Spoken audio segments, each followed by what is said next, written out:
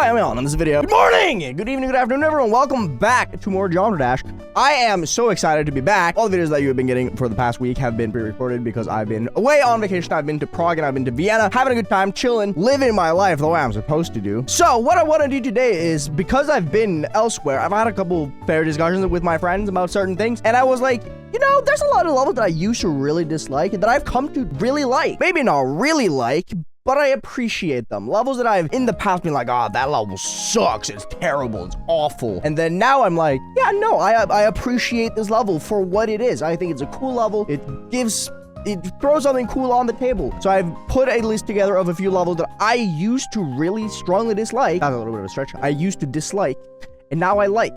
So, without further ado, here are levels I used to hate, but now love. First and foremost, we have Gustavo Fring. The only reason I really ever disliked this level was because I just joined the Ren hate bandwagon, because I was admittedly really bored of all of his extreme demons. He was just pumping out extreme demons. While I still stand by the fact that I think Ren makes absolutely fantastic insane demons and below, and his extreme demons kind of fall a little bit short, Gustavo Fring, I will admit, looks really cool. It uses a specific kind of design that you don't really see in any of the other Ren levels that I think looks stellar. I think Gustavo Fring is probably his best designed level, like just all things considered. I think it looks really cool. At the time I was like, I just feels like another mass-produced extreme demon, but like every time I look back to it, I just notice like some small things that I think is much cooler than I thought it was before, and I think that's a really cool thing. The wave part, obviously absolutely impossible. It's not a level that I would play, I will say that, even though I appreciate it for how it looks, and that I actually do look at Gustavo Fring now and I'm like, yeah, that's a cool level. Gameplay wise, still not a big fan of it personally. I don't think I would ever play it just because it just looks annoying. But it looks cool. Most definitely my favorite Ren extreme, visually at least. Next up is Ragnarok. And this might come as a surprise to anyone because I never really spoke out openly about Ragnarok being like a bad level. It was always just kind of whatever for me. It wasn't like a 0 out of 10 or anything, but it was mostly just like 3, 4 out of 10 that I just looked at. I was like, yeah, whatever. I don't really care for it. It's nothing special. But I kind of reluctantly added it to my list demon wheel that I've been working on. And I rolled it very early on. And I was like, that's fine. I mean, I should beat it just because it's a cool legacy level. It's very old. It's very popular. It's a level that means a lot to a lot of people and the community itself. So I was like, okay, it's fine. I'll play it. I'll hopefully have a good time with it. But as I played it, I really ended up thinking it's a very cool level. It's super intense. It has a really sick ending. It's a very long level, so it does intensity very well. Once you get to the second drop at around 64%, you get thrown into a part that's like, it's very easy to mess up, but it's not a hard part. So dying to it is kind of like, ah, damn it.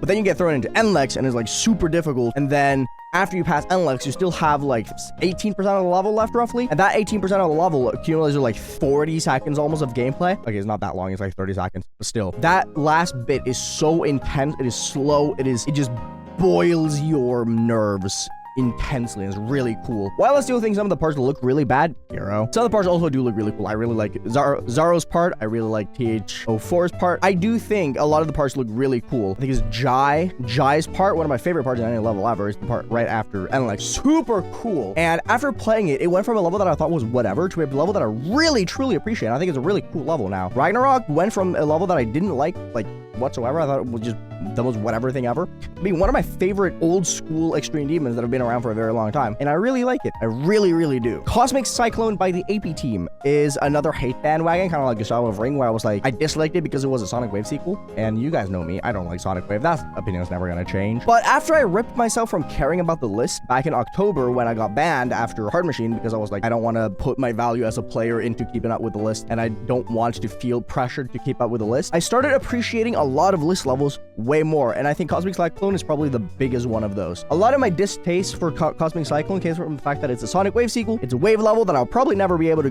play because it's way too hard, and it was a Sonic Wave sequel.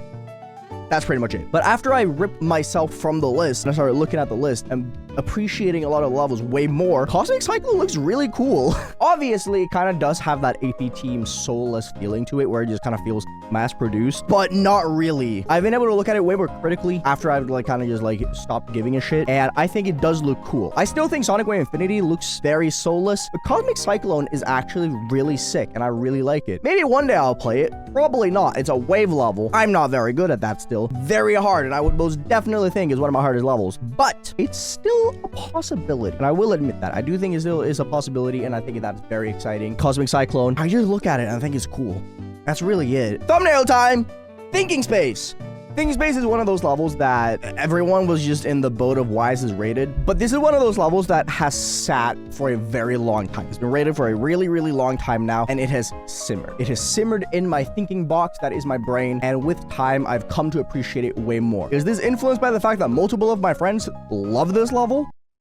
Absolutely. But I do genuinely think that it does progression in a really fascinating and interesting way. There's like one thing that's genuinely difficult before 70% is the wave at 40, and it doesn't exactly look good, but that's just every early 2.0 level. I come to realize that the reason why we were like, oh, why is Thinking Space rated? It's super ugly, was because we compared it to levels that were getting made at the time and not comparing it to levels that were made back in the day, right? When this level was made, it looked perfectly A-okay.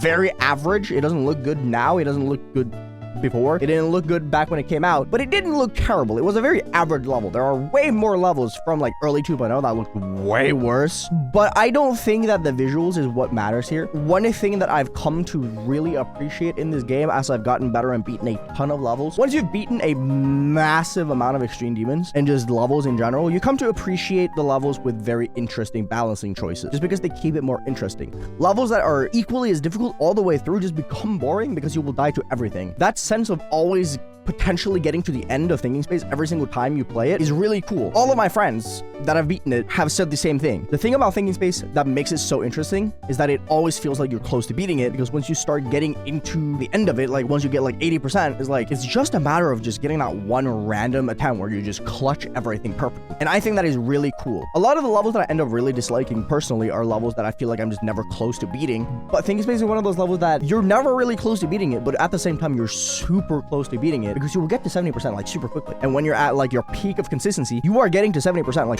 20, 30 times a day. Absolutely ridiculous, and no level should ever be that kind of consistent. But that's what makes it really cool, because you can just clutch it. You can just get really lucky and clutch it. And that is such an insane concept for me. And I really like that, because just having that sense of just always being inches away from being able to beat it is super awesome. I really like that. I think it's super cool. Promethean is another one of those levels that I didn't really appreciate until I played it and beat it for myself. Similar to Ragnarok, it was a level that I was just like whatever about. I thought it was cool. I like the idea of like an impossible ship level that's just like super condensed difficulty that is super difficult that you just beat, right? And Promethean was definitely one of those. I used to just take everyone else's word for it that it was absolutely garbage. I just believed the people who had played it that it was just a genuinely shit level. But after playing it for myself, I've come to appreciate it a lot. A lot of people were like, oh, it's so boring because you get to 70% every attempt. And I just didn't have that. For me, Promethean was almost the perfectly balanced level in the sense that, yes, some parts were easier than others, but every single part felt really difficult in its own sense. And because of how short it is, it was just so condensed that every attempt felt like I could do something. It felt like every single attempt that I played, there was a chance that I could go really far. And I don't know. For a short level, I think that is really cool. If it's something like Thinking Space, it has to be a certain length. It has to be like a certain amount of seconds long for that to make sense.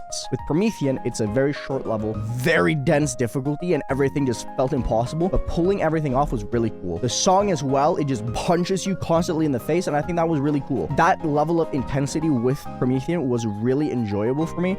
And even though I did have sessions where I just absolutely hated it, overall, I thought it was a very interesting and really cool experience. Would I do it again? Absolutely not. It's very hard, but I do like it a lot. And the last level that I want to bring up is Tartarus, because as you guys know, there is a possibility that I will be doing Tartarus within the next couple months. And initially, I didn't think it was a very good top one. I thought as a top one, it's kind of boring. It's just whatever, right? It has an old aesthetic. It looked like a 1.9 level. It was made to be a 1.9 level. But now, after a while, very similar to Thinking Space, it has just sat and simmered for a very long time. And I've just come to appreciate it. And I really like that one idea that it brought to the table that has since become very popular, and it is the wall. And basically what that is that you are very easily capable of reaching a certain point of the level. In Tartarus' case, getting to the drop in Tartarus, not that hard. Yes, the beginning, the first like 12% is pretty tough, but getting to 25% like over and over and over again is not that difficult. The difficulty comes from passing initially 30-31%. Passing that part from 0, absolutely impossible. You can reach 25% like 50 times before you pass 30 a single time. Same with 45%. Passing that 45% mark on Tartarus is so absurdly hard that the last 55% of the levels just constant nerves battling with the chance of potentially beating the level. I think that is really cool. I love that sensation. The sensation of finally breaking through that wall and getting to a part that felt like an impossibility is so insanely cool. And you see this with a lot of levels as well. There's that breaking the wall kind of thing. With Slaughterhouse, you have the walls that is the first wave and river, right? Breaking through those points, your first time going from 0 has to feel absolutely insane. Same with Silent Clubstep. If you pass the first wall of Silent Clubstep, which is the first ship, getting to the first ship in Silent Clubstep is super easy. It takes you 5 jumps to get to the first ship. It can take thousands of attempts to pass that first ship from 0. And breaking through those walls is such a sick concept to me. And that's one of the things that I really, really appreciate about Tartarus now is the popularization of that wall. I think it's awesome. I love those kind of gameplay decisions where they deliberately make something so absurdly hard that it becomes the identity of the level. Tartarus's identity to me is the drop ship and the 45% straight fly, because they are so integrated into the level itself that it becomes what it's recognizable for. It's the same with Silent Clubstep. I'm pretty sure Sammy Fang mentioned it in his Silent Clubstep video. Silent Clubstep's identity is the first ship, as well as the duel and the 8 jumps of hell,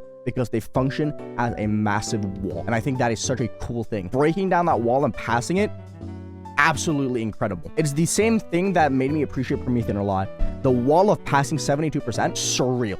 Absolutely insane. The first time I passed it, whoa. Same with Nutra for me personally. Nutra for me, breaking the wall of passing and getting to the post drop for the first time, one of the most absurd feelings I've ever felt in my life. Same with Hard Machine, passing 78% and 80% the first time, unreal. Same with 54.